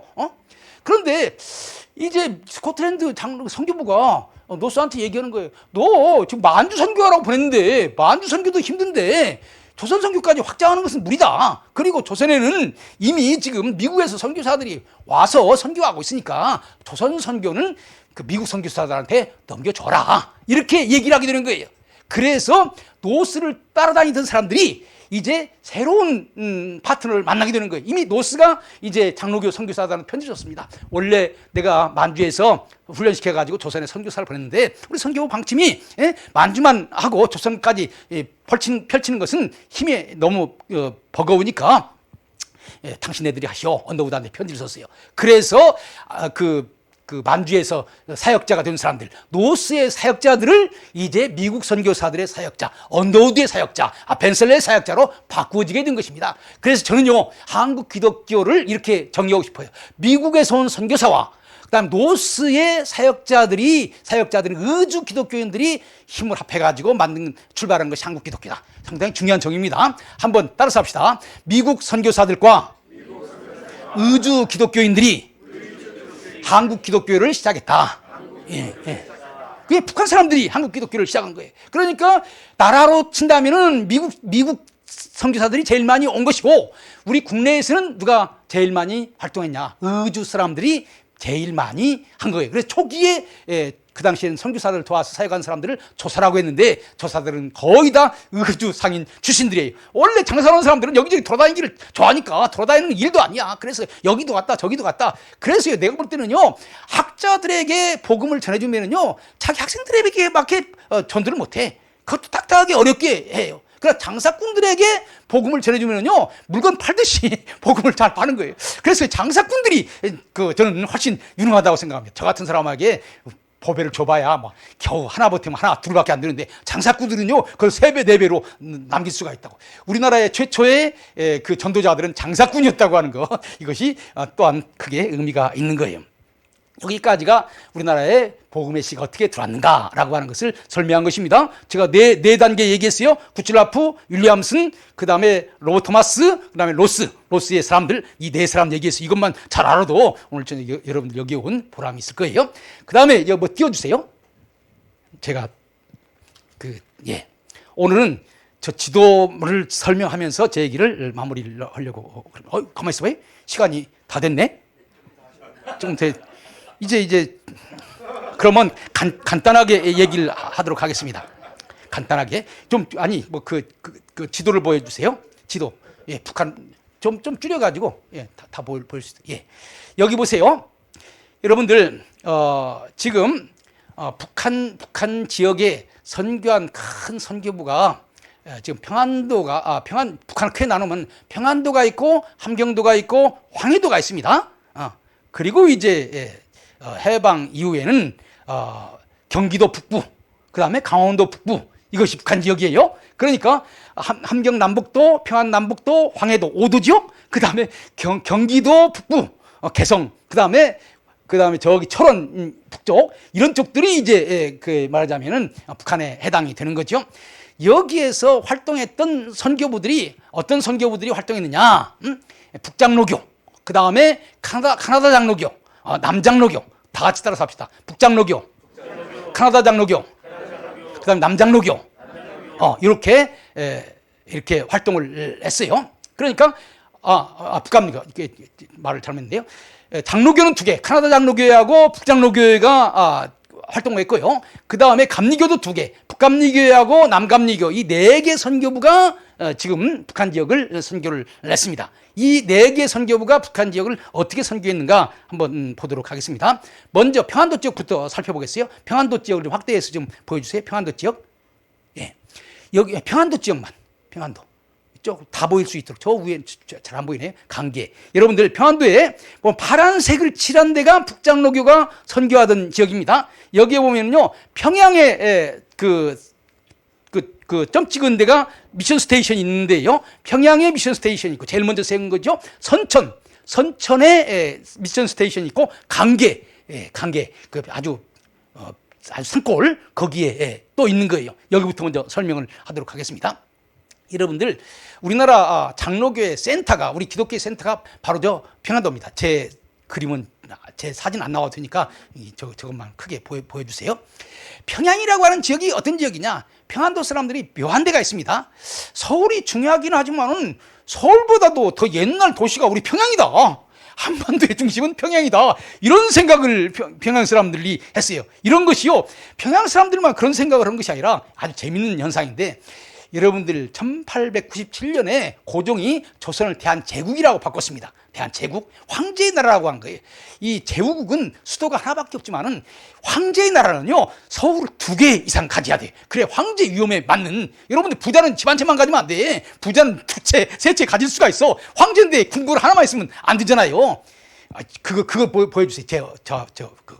뭐다, 저거 보여주세요.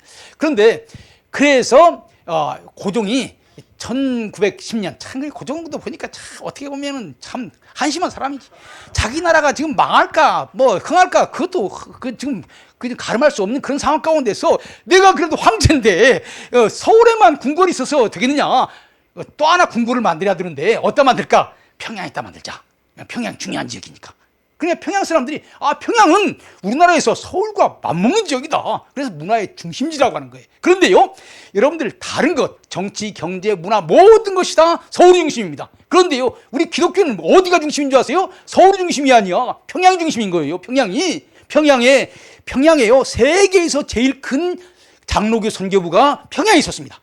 그래서 중국에도 어마어마한 장로교 선교사들이 있었지만은 그 선교사들이 자기들 자녀를 교육시키려면 어디로 보냈냐면 평양으로 보냈어요.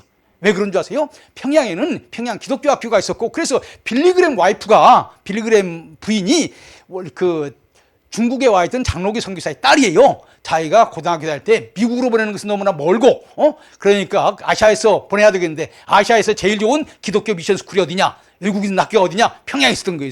평양으로 보낸 거예요. 그만큼 평양이 중요한 거예요. 그리고 우리가 평양을 뭐라고 부릅니까? 아시아의 예루살렘이다. 그러니까 정치적으로는 서울이 중심이지만은 종교적으로는, 기독교적으로는 평양이 중심이다. 그래서 이 평양 사람들이 자부심을 가지고 있는 거예요. 거기에는 뭐가 있습니까? 평양신학교가 있는 거예요. 그래서 장로교, 그럼 평양신학교가 아주 정통성의 상징인 거예요. 그 다음에 숭실대학이 거기에 있는 것이고, 장로교의 제일 큰 미션 스테이션이 거기 있는 거예요. 그 다음에 선천, 여러분들 기독교가 제일 강한 지역이 바로 그 선천 지역입니다. 그래서 평양에서 선천으로, 서울에서 평양 선천으로 올라가는 경의선이라고 하는 기사철도가 있어요. 여러분들 미국에 바이블 벨트가 있는 것처럼 우리나라에도요, 기독교인들이 제일 몰려 사는 지역이 바로 선천 있는 그 선천 지역이, 평양에서 선천 의주로 가는 그 지역에 기독교인들이 모여 있었습니다. 거기에 우리 기독교가 제일 많았어요. 그래서 그 당시에 우리나라에서 기독교인과 제일 많은 지역이 평안남도가 아니라 평안북도였어요. 어디가 제일 많았냐? 선천 지역이 제일 많았어요. 그래서 선천 지역이 기독교의 아주 그냥 온상이었던 것입니다. 오히려 평양보다도 선천이 더 많았어요. 그리고 강계는 산 꼴짝이야. 그래서 거기는 특별히 그 선교단체를 만들었어요. 그런데 여기 사람들이 기독교를 받아들이게 된 것은요, 아까 얘기한 큰 그림도 있지만 몇 가지 중요한 사건 때문에 그런 거예요. 이것은 북한 교회사를 이해하는데 매우 중요한 것입니다. 청일전쟁 때문에 그런 거예요. 사람들은 뭔가 봐야 돼. 아무리 서양 세력이 온다고 그래도 그건 남의 얘기고, 책에서 본 것인데, 책에서 본 것을 어떻게 믿을 수 있어요? 그런데 서양 세력과 아시아 세력이 한판 싸운 것이 언제냐? 1894년 청일전쟁이에요. 청나라와 일본이 전쟁을 했는데 어디서 했느냐? 평양에서 한 거예요. 평양에서 청나라와 일본이 싸웠는데, 평양 사람들이 생각할 때 청은 대국이고 일본은 외국인데 싸우면은 일본이 지겠지, 이렇게 생각하고 청나라가 이길 것만 기대하고 있었는데, 제일 저번에 청나라가 막 군대도 많고 그러니까 이길 줄 알았는데 한판 붙어보니까 그게 아니야. 그냥 청나라 군대는 아무것도 아닌 거예요. 여러분 지금 보세요. 중국 군대가 지금 이라크에서, 지금 이란에서 이제 어떤 중국 무기가 그 당시도 마찬가지인 거예요. 그 당시에도 일본하고 청나라하고 붙었는데 청나라가 무기가 없었던 거 아니에요. 무기도 어마어마한 큰 배, 일본이 가졌던 배보다도 더 큰 배를 가지고 있어서 배만 큰 거 가지고 있었지 배를 운영할 줄은 몰랐어. 훈련받지는 못했어. 그래서 그냥 단방 일본한테 지고 만 거예요. 그것을 보면서 평양 사람들, 이제 줄을 바로 서야 돼. 얼마나 우리나라 사람들이 눈치가 빠릅니까? 지금까지는 중국이 센 줄 알고 중국 편에 섰는데 보니까 줄을 잘못 섰거든. 그래서 그때부터 하게 되는 거예요. 그런데 이제 청일전쟁을 통해서 청나라와 일본과의 싸움에서 일본이 세다고 하는 것을 알았는데, 그 뒤에 이제 청일전쟁 다음에 어떤 일이 벌어졌냐? 일본이 그 만주의 요동반도를 차지했습니다. 그런데 러시아가 와가지고 중국한테, 일본한테, 너 형님 말도 안 듣고 이 땅 차지하면 안 돼. 내놔. 그러니까 그냥 러시아와 프랑스, 이런 독일, 이런 나라의 힘에 의해서 일본이 그냥, 형님 말씀 듣겠습니다. 그리고 요동반도를 다시 내주게 된 거예요. 사람들이 생각하니까 일본이 청나라는 이겼지만 서양은 못 이기는구나. 이래서 일본이 중국보다 센지는 알았지만은 이제 러시아하고 일본하고 붙으면 누가 이기는지 잘 아리까리 한 거예요. 그런데 10년 후에 1904년에 러시아와 일본이 한판 붙었어요. 그러니까 지금요 보면은요, 이 국제 전쟁 결국 누가 센가 이거 시험하는 거예요. 지금 한번 붙었는데, 그 일본이 러시아를 몰아내버리고 말았다고.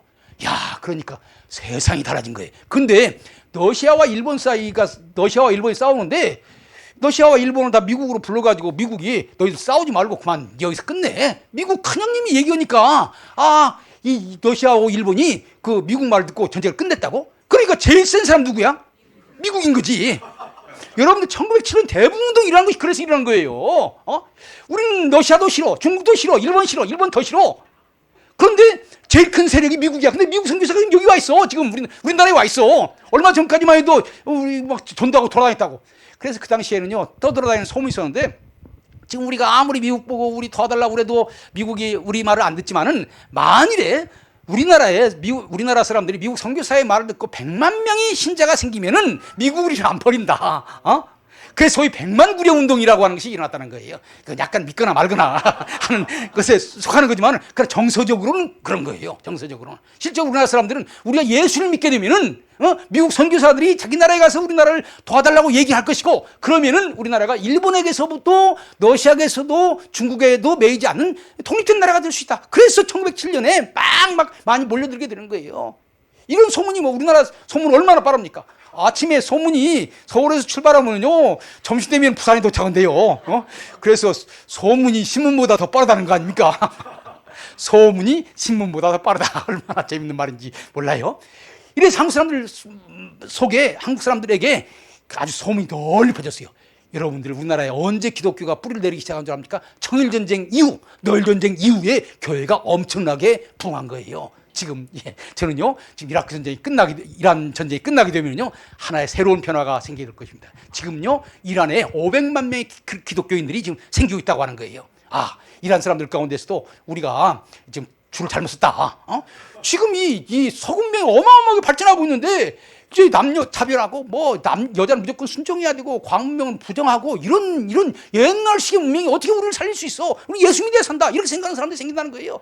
그래서요, 저는요, 이번 이란 전쟁이 단지 미국과 이란의 전쟁이 아니에요. 기독교를 중심으로 하는 근대 세력과 이슬람을 상대로 하는 전 근대 세력이 지금 싸우고 있는 거예요. 여기서 만일에 이란 세력이 이기게 되면은 옛날 세력이 다시 한번 복구하게 될 거예요. 그런데 우리 기독교를 중심으로 한 서구 문명이 이기게 되면은 이제 그 물결이 도미노처럼 몰려와가지고 중국 중화주의도 무너뜨리고 또 더 나가서 인도도 무너뜨리고, 그래서 전 세계가 새로운 세계가 오지 않을까, 저는 그렇게 생각을 합니다.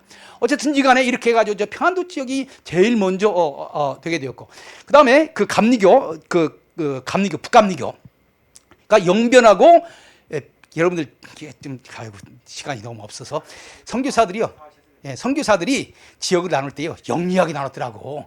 지역만 나눈 것이 아니라 큰 도시는 2개 선교부가 같이 들어가서 일할 수 있다. 평양 큰 도시야. 근데 그 큰 도시를 장로교가 우리 혼자 장악을 해버린다. 그러면 감리교가 서운하잖아. 그러니까 평양에는 감리교 선교부도 있고 장로교 선교부도 있고, 그 지역 말하자면 인구가 얼마 안 되는 데는 두 단체가 서로 들어가면 서로 싸우니까 따로 하자 그랬어요.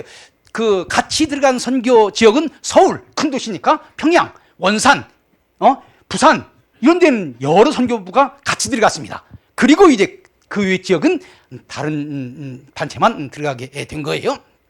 그래가지고 이제 평양에는 말하자면 감리교 선교부가 있고요, 미션 스테이션이 있고, 그 다음에 거기에 영변에도 또 감리교가 있어요. 그러니까 장로교가 많고 감리교는 별로 많지는 않죠. 그래서 마찬가지입니다. 평안도는 장로교가 세고 감리교는 별로 세지가 않아요. 그래서 평안도 지역에는 아주 장로교가 어마어마하게 세고, 한국 장로교 50% 이상이 다 평안도에 존재하고 있었습니다. 그렇기 때문에 한국 장로교 그러면 평안도의 장로교다, 이렇게 얘기할 정도가 되는 거예요. 바로 그 기독교의 본산지가 지금 공산당의 본거지가 되니까 저희들로서는 정말로 원통한 노릇이 아닐 수가 없는 거죠. 그 다음에 함경도. 함경도 지역은요, 함경도 북쪽으로 쭉 올라가면 누구하고 손을 잡게 되죠? 노시아예요. 노시아하고 손을 잡게 되는 거예요. 이것도 매우 중요한 거예요. 우리나라 공산주의자들의 상당한 많은 사람들이 함경도 출신입니다. 왜 그런 줄 아세요? 노시아하고 가깝기 때문에 그런 거예요. 그래서 이 함경도 사람들 가운데 이 좌익 사상이 많아요. 평안도 사람들 가운데서는 공산주의자들이 많지 않았습니다. 함경도 사람들 가운데서는 그 공산주의자들이 많아요. 그런데 이 함경도의 가장 큰 도시는 어디냐? 원산이었던 거예요. 원산. 좀 밑으로 내려가 보세요. 원산 저기 있죠? 저 원산이요, 매우 중요한 도시입니다. 원산이 어떻게 해서 중요하냐면요, 이 원산을 누가 노리고 있었냐면은 러시아가 노리고 있었습니다. 블라디보스톡을 러시아가 가지고 있었지만은 겨울 되면 얼어버리고 말아요. 그런데 원산만 차지하면은요, 원산을 얼지 않기 때문에 그 러시아가 거기를 노리고 있었습니다. 그런데 일본이 1876년에 강화도 조약을 맺을 때에 조선에게 항구 3개를 열어달라고 요구를 했습니다. 하나는 원산이고, 하나는 부산이고, 하나는 인천이에요. 그런데 부산은 원래부터 일본과 교류를 했기 때문에 이미 열려져 있었던 것이고, 중요한 것이 원산입니다. 원산에서 일본이 멀지 않잖아요. 왔다 갔다 할 수 있잖아요. 사실 원산은요, 우리나라에서 최초로 근대도시가 만들어진 것입니다. 왜냐하면 일본이 항구를 만들려고, 서양식 항구를 만들려고 이미 1880년에 원산에다가 항구를 만들었어요. 우리나라 최초로 만든 근대식 항구가 원산입니다. 제가 보니까 항구 만들려면요, 여러 가지 근대식 있어야 돼요. 일본에서 그걸 다 설계해가지고 와가지고 하더라고. 그렇기 때문에 선교사들이요, 바로 이런 지역에 가서 먼저 선교를 하기 시작했습니다. 이 원산은 아까 얘기했죠. 큰 도시는 여러 선교단체가 같이 선교할 수 있다. 여기에요, 원산에서 선교한 사람이 북장로교도 선교했고, 그 다음에 북감리교도 선교했습니다. 그런데 남장로교회하고 남감리교회하고가 늦게 카나다 장로교회하고 남감리교회가 늦게 들어왔어. 늦게 들어왔으니까 먼저 북장로교회하고 북감리교회가 먼저 들어온 형님이니까 이제 새로 온 선교단체한테 당신들 여기서 시작해라. 그래가지고 원산을 카나다 장로교회인데 북장로교는 그 카나다 장로에게, 북감리교회는 남감리교회에게, 그래서 자기들 선교구역을 원산에다가 만들어준 거예요. 이 원산도 한국이기 때문에, 그리고 여기 외국인들이 있기 때문에 국제정세에 대해서 아주 민감합니다. 원산이 가진 중요한 의미가 뭡니까? 1904년에 원산 대부흥운동이 일어난 거예요. 1907년은 1907년 대부흥운동 원산에서 시작이 된 것이 1907년의 클라이막스인 거예요. 원산에서 출발해서 평양에서 마치게 된 것입니다. 그러니까 사실 대부흥운동은 다 북한에서 일어난 것이지 남한에서 일어난 것이 아니에요. 그래서 원산 지역이요, 아주 우리 초기 선교사들로서는 중요한 지역이에요. 그리고 이제 여기에 카나다 선교사들이 여기를 다 이 함경도를 아주 장악을 했습니다. 땅덩어리로는 제일 클 거예요. 평안도보다도 이 함경도가 어마어마하게 큽니다. 그러나 인구는 그렇게 많지는 않아요. 거기에 이제 원산, 그 다음에 함흥, 성진, 저기 회령, 이런 지역이 다 미션 스테이션, 선교사들이 거기에 거주하면서 선교했던 그런 지역인 것입니다. 그러니까 여러분들이 북한 선교할 때 저런 거점들을 생각을 하면서 북한 선교를 어떻게 할 것인가 하는 것을 생각을 해야 되는 거예요. 그래서 이제 함경도 지역은 그 카나다 장로교가 선교를 했는데, 여기 한 가지 중요한 것을 얘기를 해야 됩니다. 카나다 장로교회가 1920년대에 카나다 지역에 있는 다른 교회들과 힘을 합해가지고 카나다 연합교회가 됐어요. 카나다 장로교회가 카나다 연합교회가 됐습니다. 거기에는 다른 교파들이 같이 가담을 하게 된 거예요. 그렇게 되면서 신학이 보수주의가 된 것이 아니라 자유주의가 되어가는 거예요. 그러니까 일부 사람들이 우리는 그런 자유주의하고 싫다, 이래서 거기에 대해서 반대하는 운동들이 많이 생기게 됐어요. 그 사람들이 일부가 성결교회로 왔습니다. 그래서 평안도에도 성결교회가 있었지만은 그 다음에 이 함경도에도 성결교회가 있었습니다. 제가 성결교 목사이기 때문에 좀 더 설명을 한다면은, 저 지역 분할은 누구하고 누구 사이에서 이루어진 지역 분할이냐면요, 장로교회하고 감리교회 사이에서 이루어진 지역 분할이야. 근데 성결교랄지 구세군이랄지 안식교랄지 이런 것은 거기서 같이 협정한 적이 없어. 자기들이 어느 곳이든지 하고 세우고 싶은 대로 다 세우는 거야. 그래서 성결교회 같은 경우에는요, 신자는 적지만은 분포들은 전국적으로 퍼져 있는 것입니다. 여러분들 이거 매우 중요한 거예요. 여러분들 전라도 가면은요, 감리교회 별로 없어요. 그런데 전라도에도 성결교는 많아. 왜냐면 우리는 전라도에 갔었든지 함경도에 갔었든지 평안도에 갔었든지 어디서든지 전도를 할 수가 있거든요. 이런 점에서 이 평안도에도 성결교회가 있고 구세군도 있고 안식교도 있고 함경도도 마찬가지예요. 그런데 교세가 그렇게 크게 이루어지지는 못했습니다. 한국교회의 90%는 장로교, 감리교 합하면 90% 되니까 나머지 합해봐야 10%도 안 돼요. 그러니까 저 그림을 보면은 맞는다고 얘기할 수 있습니다.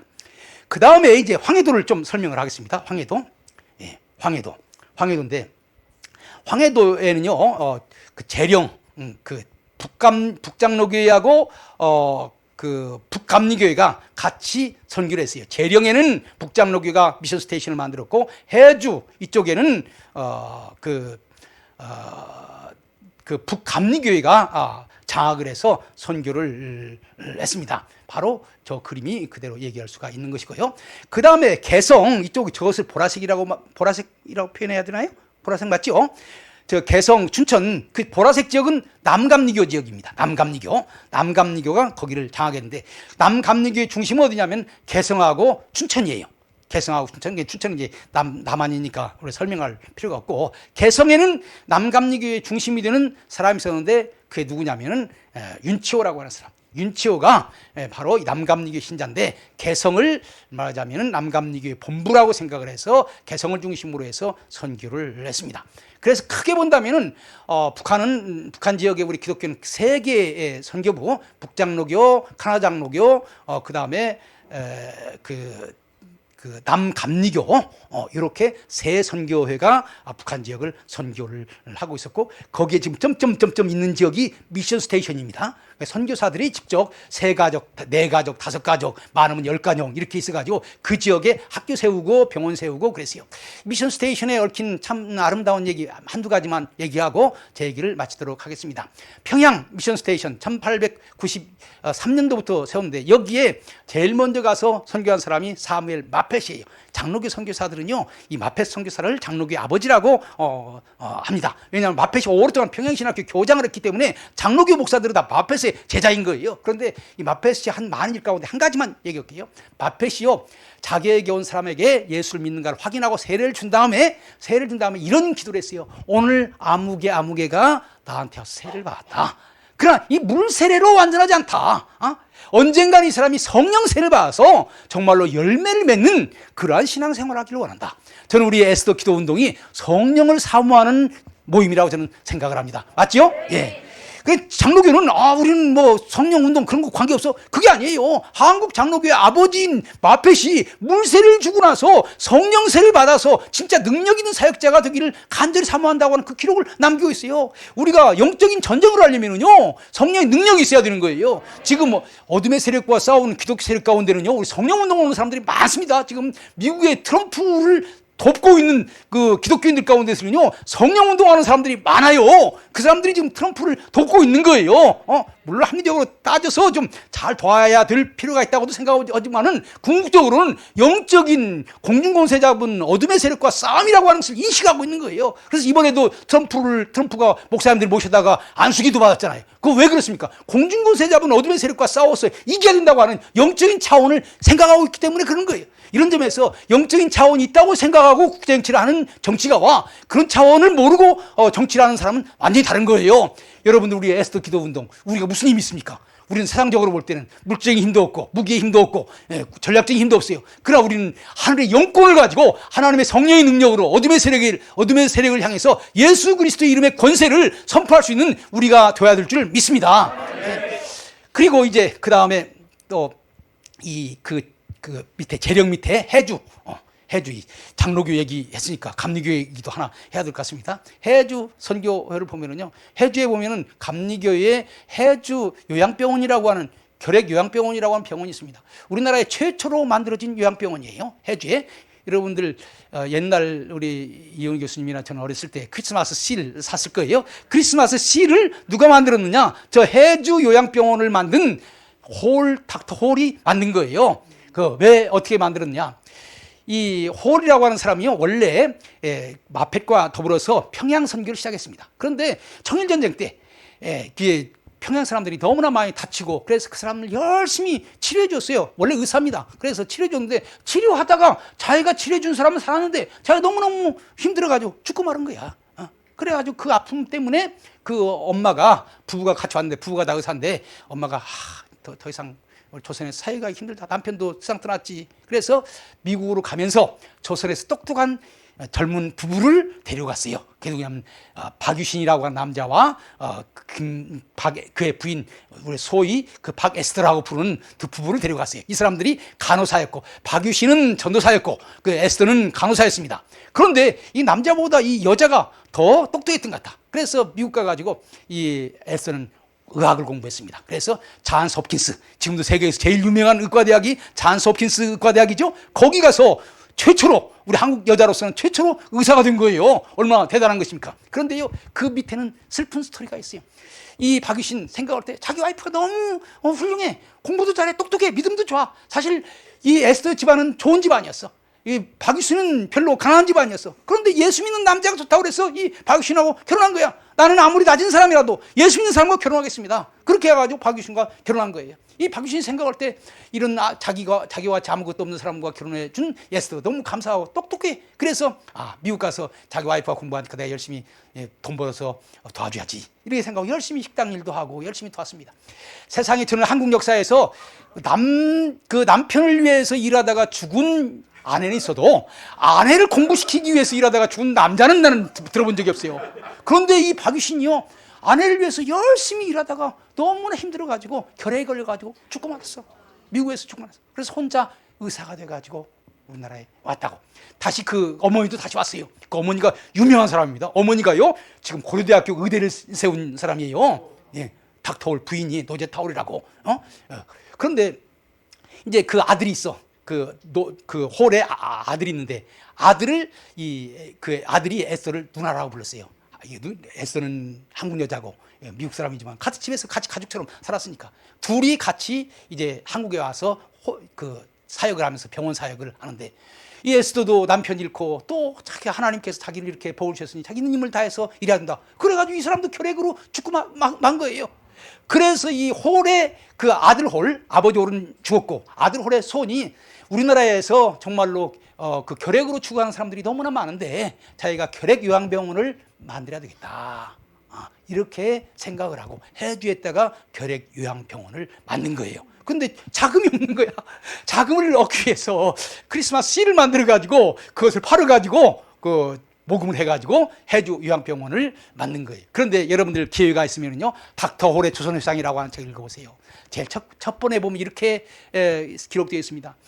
황해도 해주에는 해주 요양병원이라고 하는 조그마한 병원이 있다. 그런데 병원 뒷동산에 가면은 봄이 되면은 그 진달래가, 붉은 진달래가 빨갛게 피어오른다.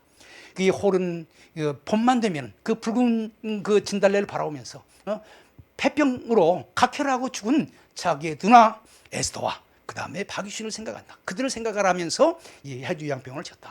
이런 얘기가 나오고 있더라고요. 여러분들 정말로 우리나라 초기에 선교사들이 얼마나 아름다운 일들을 많이 했는지 몰라요. 그래서 이런 수많은 북한 땅에서요, 이 복음을 위해서 목숨을 바친 너무너무 아름다운 이야기들이 너무너무 많은 거야. 이것을 가리켜서 어떤 선교사는 뭐라고 표현하냐면 수문보배라고 그랬어요. 선교사들이 이렇게 말했습니다. 한국 사람들이 선교사한테 이렇게 말했어요. 선교사님들 미국에서 귀한 돈을 가져다가 우리를 도와주니까, 학교도 세워주고 병원도 세워주니까 너무 감사합니다, 이렇게 얘기를 했어요. 이때 그 선교사는 이렇게 말했습니다. 베오드라고 하는 선교사가 이렇게 말했어요.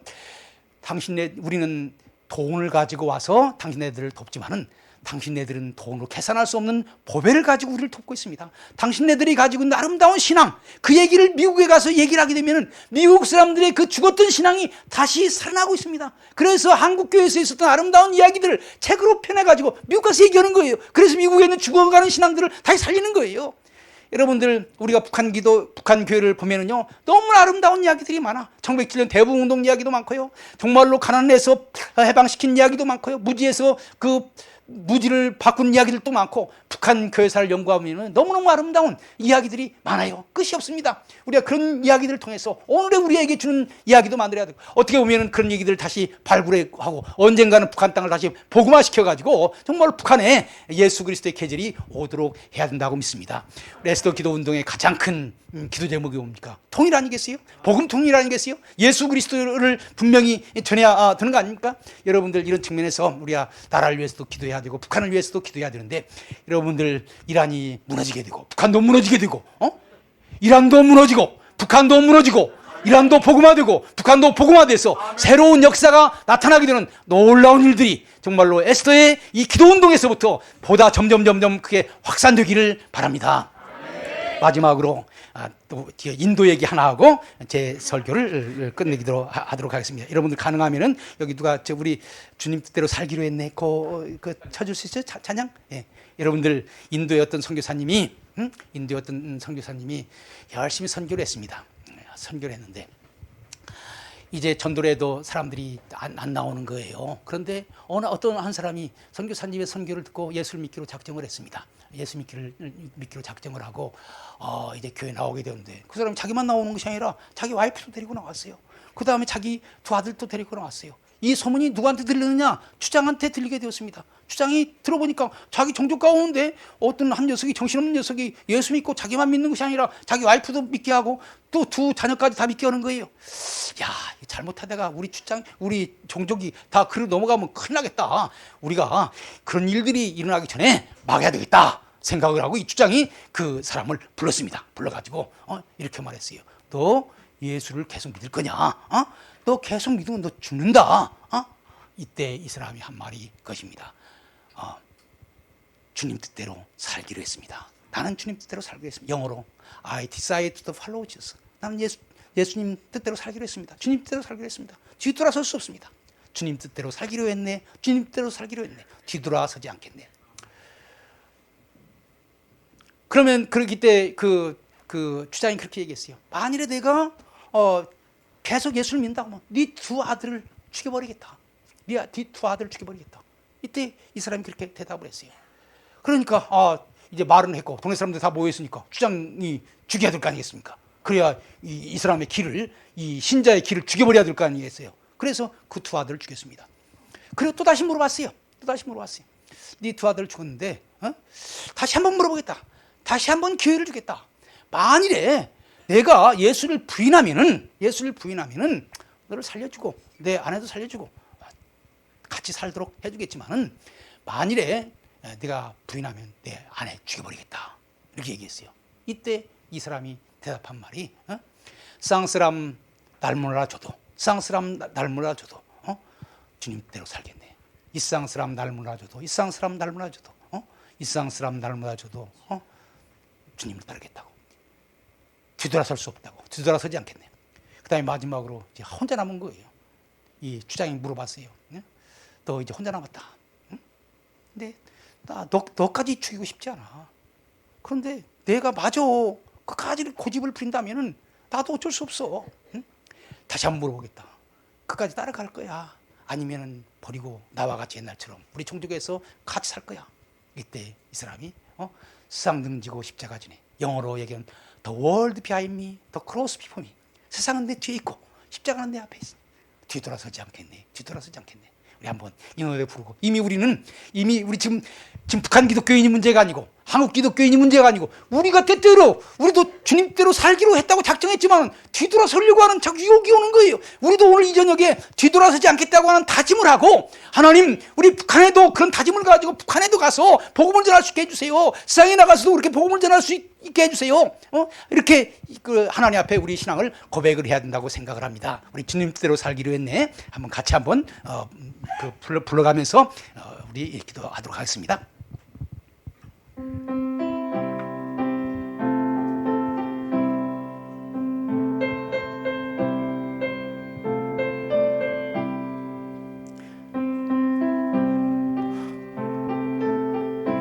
시작합시다. 주님 뜻대로 살기로 했네. 주님 뜻대로 살기로 했네. 주님 뜻대로 살기로 했네. 뒤돌아서지 않겠네. 이 세상 사람 날 몰라줘도, 이 세상 사람 날 몰라줘도, 이 세상 사람 날 몰라줘도 뒤돌아서지 않겠네. 세상 능지고 십자가 보내. 세상 능지고 십자가 보내. 세상 능지고 십자가 보내. 뒤돌아서지 않겠네. 다시 한번 1절. 주님 뜻대로 빨리로 살기로 했네. 주님 뜻대로 살기로 했네. 주님 뜻대로 살기로 했네. 뒤돌아서지 않겠네. 여러분들 우리 다 같이 주여 3번 부르고 정말로 주님 이제 주님 뜻대로 살기로 했습니다. 때때로 세상이 우리를 유혹한다고 할지라도 그 유혹에 넘어가지 아니하고 우리의 결단을 다시 한번 확고히 하며 주님 뜻대로 살려고 하는 우리들을 될 수 있도록 도와주세요. 세상 사람들이 문제가 아니라 북한 땅이 문제가 아니라 바로 나 자신이 문제입니다. 정말로 주님 뜻대로 살기로 작정을 하고 여기까지 왔는데 때때로 흔들립니다. 주님 뜻대로 살기로 하는 이 작정을 다시 한번 할 수 있도록 주님 저희들을 붙잡아 주시고 성령님께서 인도하여 주시옵소서. 우리 주여 3번 외치고 기도하겠습니다. 주여 주여 주여. 자비로우신 아버지 하나님, 이 시간 저희들 정말로 주님대로 살기로 한 찬상을 불렀습니다. 정말 우리의 신앙의 선배들이 아버지 하나님이시여 많은 어려움 가운데서도 아버지 하나님 믿음을 잃지 아니하고 살아왔습니다. 세상이 유혹해도 세상의 유혹에 빠지지 아니하고 아버지 하나님이시여 주님을 따르면서 살아왔습니다. 자비로우신 아버지 하나님, 능력이 많으신 아버지 하나님 같이 해주셔서 저희들 세상으로 돌아가지 아니하고 뒤돌아서지 않겠다고 하는 확신을 가지고 살아갈 수 있는 저희들 될 수 있도록 인도하여 주시옵소서. 자비로우신 아버지 하나님, 세상 여러 가지로 저희들을 유혹합니다. 아버지 하나님, 때때로는 질병이 저희들을 유혹합니다. 아버지 하나님, 이 물질이 저희들을 유혹합니다. 여기 넘어가지 아니하고 정말로 주님대로 살기로 했느라고 하는 작정을 하는 저희들 될 수 있도록 도와주시옵소서. 아버지 하나님, 아버지 하나님, 아버지 하나님, 이 시간 정말로 주님대로 살기로 했다고 하는 작정을 저희들 마음속 깊이 하면서 정말 흔들리지 않는 믿음을 가질 수 있도록 도와주시옵소서. 에스더 기도운동 저희들이 먼저 정병이 될 수 있도록 도와주시옵소서. 저희들이 군사가 될 수 있도록 도와주시옵소서. 저희들이 능력 있는 사람 될 수 있도록 도와주시옵소서. 저희들이 먼저 흔들리지 않는 믿음 가질 수 있도록 인도하여 주시옵소서. 자비로우신 아버지 하나님, 능력이 많으신 아버지 하나님, 주님께서 역사해 주시옵기를 간절히 바라옵고 원하옵나이다. 여러분들 이 시간 우리 북한 땅을 위하여 기도하시기를 바랍니다.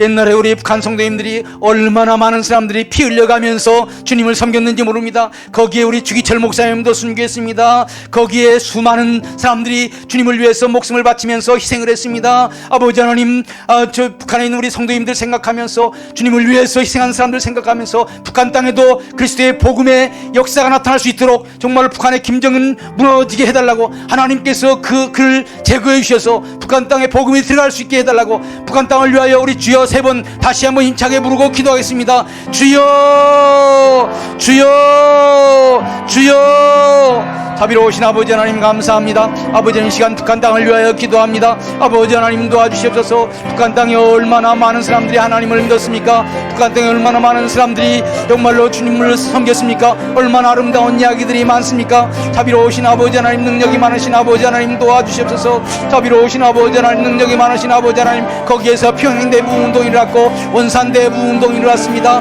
자비로우신 아버지 하나님이시여 인도하여 주시옵시고 역사하여 주시옵소서. 아버지 하나님, 북한 땅 아버지 하나님, 수면회가 죽었는데 김정은도 주님께서 제거시켜 주시옵소서. 김정은도 제거시켜 주시옵소서. 베네메네데게로 바르신 베네메네데게로 바르신 베네메네데게로 바르신이 외쳐질 수 있도록 도와주시옵소서. 자비로우신 아버지 하나님, 능력이 많으신 아버지 하나님 도와주시옵소서. 아버지 하나님, 북한 땅 아버지 하나님, 옛날에 아버지 하나님이시여 잘못된 세력을 주님께서 제거해 버리셨듯이 김정은을 주님께서 제거해 버려 주시옵소서. 그래서 북한 땅도 끝을 맞이할 수 있도록 도와주시옵소서. 헤메네이가 끝을 맞이한 것처럼 아버지 하나님, 북한도 끝을 맞이할 수 있도록 인도하여 주시옵기를 간절히 바라옵고 원하옵나이다. 자비로우신 아버지 하나님 도와주시옵소서. 능력이 많으신 아버지 하나님 도와주시옵소서. 북한에 아버지 하나님 복을 받으는 수많은 우리의 신앙의 선배들이 있습니다. 아버지 하나님, 그들을 불쌍히 여겨주시옵소서. 그들을 불쌍히 여겨주시옵소서. 아버지 그들을 인도하여 주시옵소서. 아버지 하나님, 그들에게 아버지 하나님 힘을 얻게 해주시고 아버지 하나님, 북한의 아버지 하나님 나서는 예수 그리스도 이름의 능력으로 십자가의 보혈의 능력으로 십자가의 보혈의 능력으로 나서는 예수 그리스도의 능력으로 하늘과 땅의 모든 권세를 가지고 있는 예수 그리스도의 능력으로 아버지 김정은의 세력을 무너뜨려 주시옵소서. 김정은의 우상을 아버지 파괴시켜 주시옵소서. 아버지 하나님, 거기서 새로운 역사가 나타날 수 있도록 도와주시옵소서. 아버지 하나님, 아버지 하나님 인도하시옵기를 간절히 바라옵고 나옵나이다. 자비로우신 아버지 하나님 도와주시옵소서. 능력이 많으신 아버지 하나님 인도하시옵기를 간절히 바라옵고 나옵나이다. 아버지 하나님, 아버지 하나님 도와주세요. 아버지 하나님, 북한 땅 아버지 다시 한번 평야에서 대부운동이 날 수 있도록 도와주시옵소서. 원산에서 대부운동이 나게 도와주시옵소서. 신의주 제1교회도 다시 살아날 수 있도록 도와주시옵소서. 신의주 제2교회도 다시 살아날 수 있도록 인도해주세요. 자비로우신 아버지 하나님, 능력이 많으신 아버지 하나님이시여 역사해 주시옵기를 바라옵고 나옵나이다. 아버지 하나님 도와주세요. 아버지 하나님 도와주세요. 아버지 하나님 도와주세요. 지금 전 세계적으로 전쟁이 벌어지고 있습니다. 이란에서 전쟁이 벌어지고 있습니다. 그러나 이 전쟁은 눈에 보이는 것만 있는 것이 아닙니다. 영적인 전쟁입니다. 기독교 운명을 무너뜨리려고 하는 이슬람 세력과 영적인 전쟁을 하고 있는 것입니다. 아버지 하나님, 우리에게 공중권세 주셔서 공중권세 어둠의 세력들을 물리치게 도와주시옵소서. 우리 세 번 열심히 세 번 주님을 부르고 이님을 다하여 부르고 정말로 하나님의 놀라운 공중권세를 잡은 어둠의 세력을 무너뜨리는 역사가 이란 하늘에서 벌어졌어. 정말로 완전히 어둠의 세력이 무너지고 새로운 역사가 나타나서 이란에서 하나님을 찬양하는 세력들이 나오고 이란에서 정말로 하나님을 믿는 놀라운 역사가 나오고 거기도 자유가 펼쳐지고 정말로 인간다운 삶을 살 수 있는 정말로 좋은 그런 새로운 자유의 세계가 오게 해달라고 우리 이란을 위해서 그리고 이것을 이끌어가는 미국을 위해서 그리고 그 속에서 민주화를 위해서 노력하고 있는 이란 백성들을 위해서 그곳에서 하나님을 섬기고 기도하고 있는 그 사람들을 위해서 우리 간절히 기도하는 시간을 갖도록 하겠습니다. 주여 세 번 부르고 기도하겠습니다. 주여 주여 주여. 자비로우신 아버지 하나님 도와주세요. 아버지 하나님 도와주세요. 아버지 하나님 인도하여 주시옵기를 바라옵고나옵나이다. 공중권세 잡은 어둠의 세력들을 무너뜨리기를 원합니다.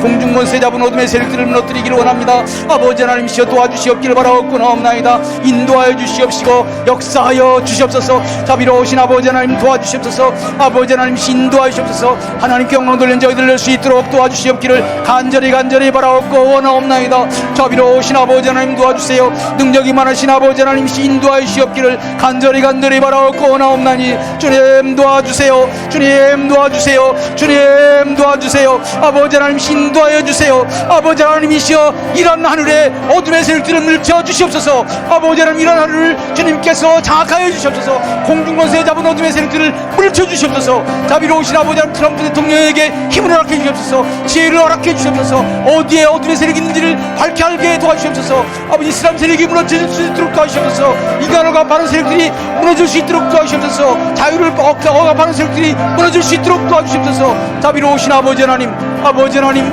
하나님을 부정하고 아버지 예수 믿는 사람들을 받게 했던 이슬람 세력들 주님께서 몰아내 주시고 그곳에서 자유의 세상이 올 수 있도록 인도하여 주시옵소서. 자비로우신 아버지 하나님 도와주세요. 능력이 많으신 아버지 하나님 함께해 주세요. 주님께서 도와주시옵기를 간절히 바라옵고 원하옵나이다. 아버지 하나님 인도하여 주시옵기를 바라옵고 원하옵나이다. 아버지 하나님 미국 대통령 트럼프 위에 주님께서 같이 하셔서 하나님께서 지혜도 주시고 능력도 주시고 아버지 하나님이시여 판단력도 허락해 주셔서 전쟁을 빨리 끝낼 수 있도록 도와주시고 끝내되 자유의 세계로 끝낼 수 있도록 인도하여 주시옵소서.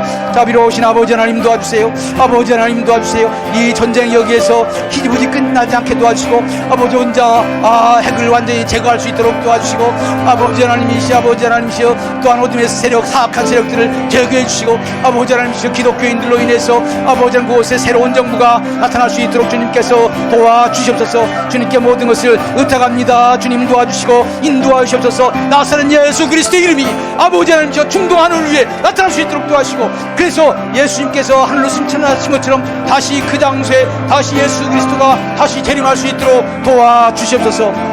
주님께 모든 것을 의탁합니다. 자비로우신 아버지 하나님, 이 시간 저희들 다시 한번 결단했습니다. 주님 뜻대로 살기로 결단했습니다. 아버지 하나님 다시 되돌아서지 않도록 역사하여 주시옵소서. 자비로우신 아버지 하나님, 북한 땅을 위하여 기도합니다. 하늘의 권세가 그 땅 위에 임할 수 있도록 도와주시옵소서. 김정은의 더러운 정권이 사라질 수 있도록 역사하여 주시옵소서.